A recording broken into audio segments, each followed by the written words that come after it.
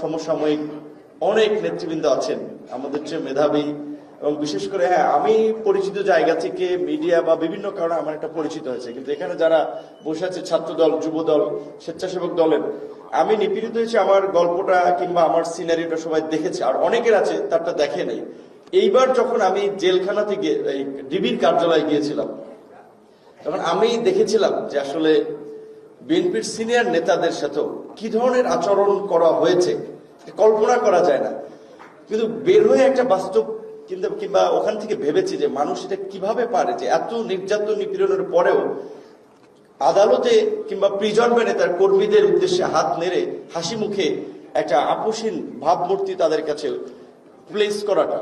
অথচ এইবার যাদেরকে গ্রেপ্তার করা হয়েছে সিনিয়র নেতৃত্ব থেকে টুকু ভাই তো সামনে আছেন, আরো কয়েকজন ছিলেন ছাত্রদল, আমাদের আরিফ ভাইয়ের নামটা বলে ভাই, জাফর ভাই হাঁটতে পারতেছিল না, ব্লু ভাইয়ের ছেলে, তারপর আমাদের এইদিকে আরো যারা অসীম ভাই, এইদিকে মিল্লাত ভাইয়ের মতো সিনিয়র এবং ডিসেন্ট পলিটিশিয়ান, অনেক সিনিয়র নেতৃত্ব ছিলেন, পার্থ ভাই, আমরা তো একই জায়গায় ছিলাম।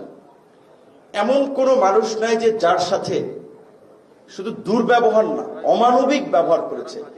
এবং তার মধ্যে থেকে একটা কথা আসলে মাঝখানে একজনের সাথে বলছিলাম, মানে ওই দুঃখের মধ্যে একটা হাস্যকর ঘটনা, যে একজন মানে সম্ভবত উনি চোখ টোক বাঁধা, তো আমাদের বসাইছিল তো ওইটা ইলেকট্রিক চেয়ার, বসো, চোখ তো বাঁধা, হাত বাঁধা, আমরা তো জানি না, বসে ওইটাও ইলেকট্রিক চেয়ার, তো চেয়ার তো আবার বসতে না, কাপা আবার পড়ে গেছি। তারপরে টিম আছে, বিভিন্ন টিম তারা জিজ্ঞাসাবাদ করেছে। তার মধ্যে একটা টিমের একজন উনি বলছে যে ঢাকা ইউনিভার্সিটির আপনার 7-8 সেশনের ছাত্র, তো বলছে যে ইউনিভার্সিটি তুমি করে বলি। উনি আমার কাছে জিজ্ঞেস করলো যে আচ্ছা ভাই, তোর সাথে তো তারেক রহমানের কথা হয়, আন্দোলনেও তো ষড়যন্ত্র আছে, উনি লোকটা কেমন একটু বলতো দিন, তোদের সাথে তো কথাবার্তা হয়।